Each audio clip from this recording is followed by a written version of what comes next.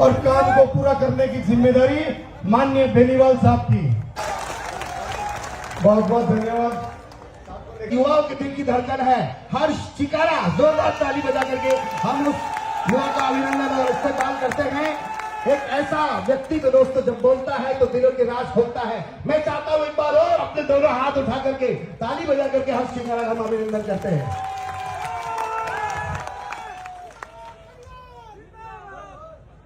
सम्मानित बुजुर्ग, नौजवान साथी, आवाज सुन रही मातर शक्तियां, आप सभी के चरणों में हरियाणा से आए आपके बेटे, आपके बच्चे हर्ष चिकारा की हाथ जोड़कर राम राम।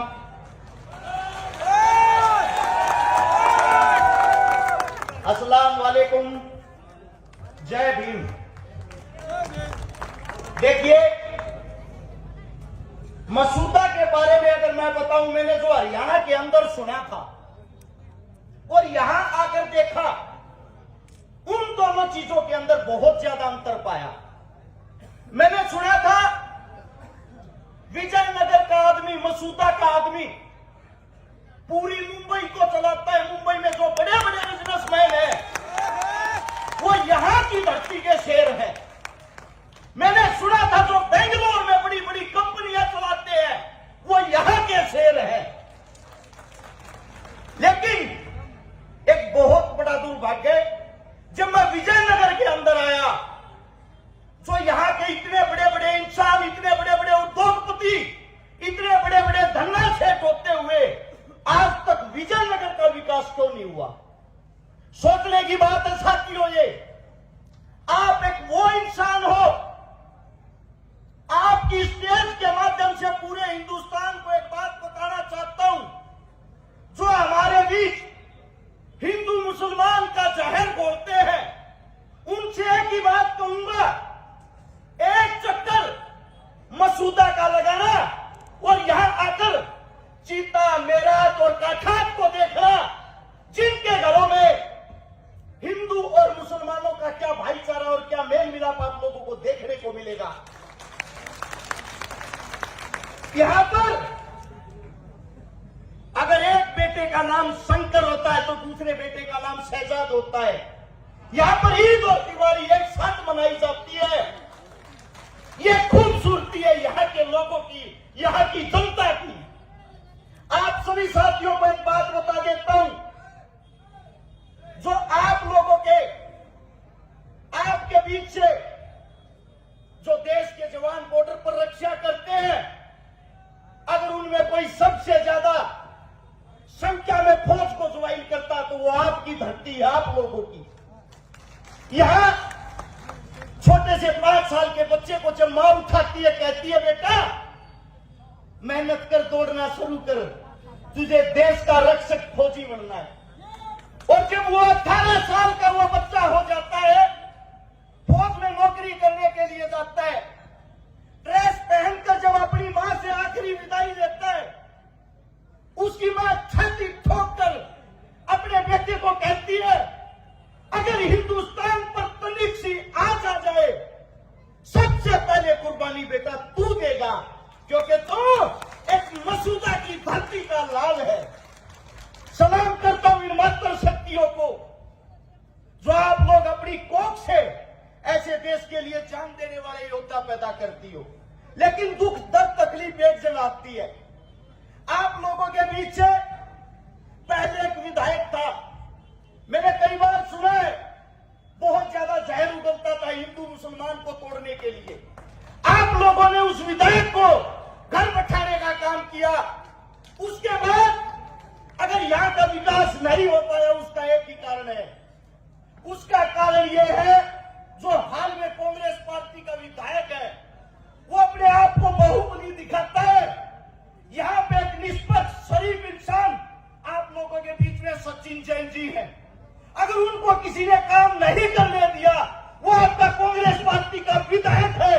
और आप सभी साथियों को बता देता हूं, अगर आप अपने बेटे को ताकत दोगे और ऐसे विधायक ने आगे काम करने से हाथ हटाया, उसके हाथ को काट के अपने पास ही रख लेंगे। ये ताकत हमारे अंदर है।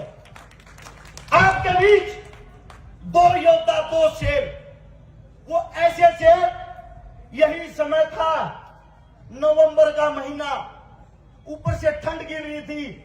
हरियाणा के अंदर एक आंदोलन चला था, किसान आंदोलन। मैं उस आंदोलन का गवाह हूं। मेरे पैर पे आज भी चोटों के निशान है। अगर आप ये सोचते हो बीजेपी आई आप लोगों का भला होगा, तो आप लोगों का बहन दूर करता हूं। उस आंदोलन में उन किसान बेटों पर, उन किसान पुत्रों पर, उन किसान बुजुर्गों पर ये आपकी बीजेपी सरकार सरेआम ठंड के महीने में आंसू गैस के गोले छोड़ रही थी, पानी कैनन वाटर का इस्तेमाल कर रही थी, गोलियां बरसा रही थी।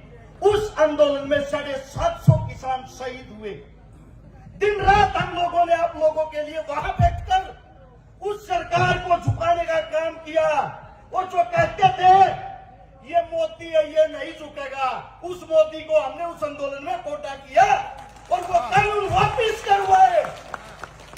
आप सभी साथियों को बता देता हूं, उस वक्त अगर आपके पीछे कोई शेर अपने पद को लात मार के वहां हरियाणा में उन किसानों के साथ खड़ा था, तो उसका नाम था हनुमान बेनीवाल।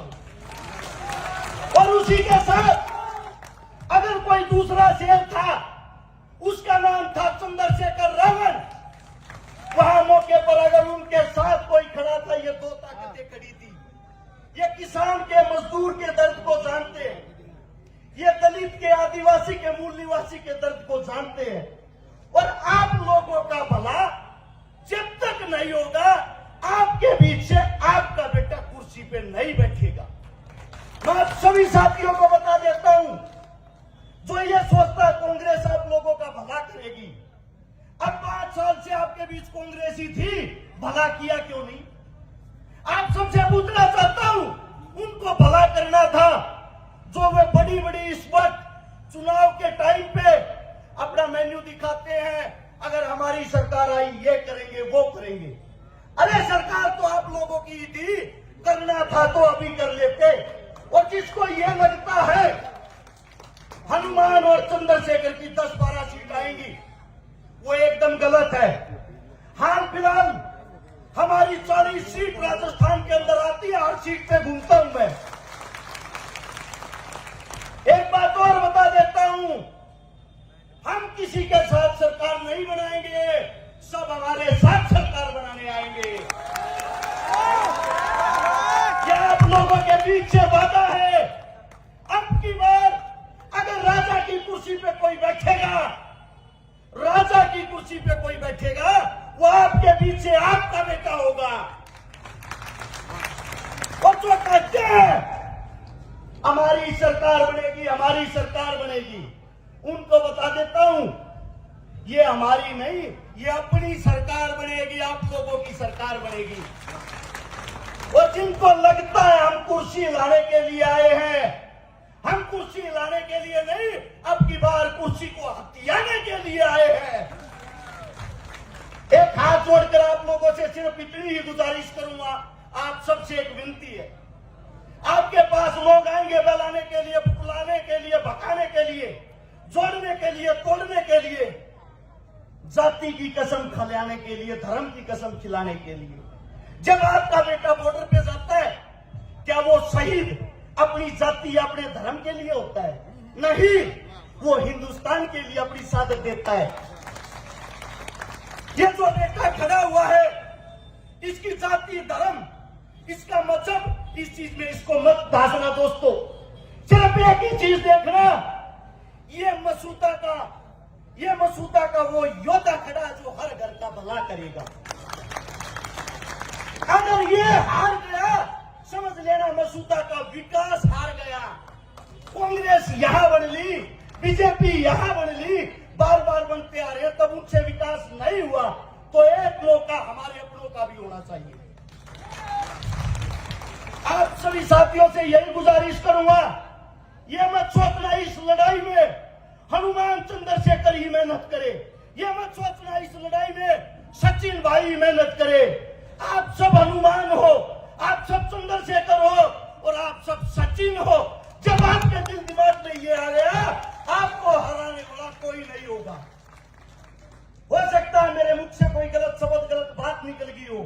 आप ही का बेटा हूं, आपका बच्चा हूं, पहली बार इस क्षेत्र में आया हूं।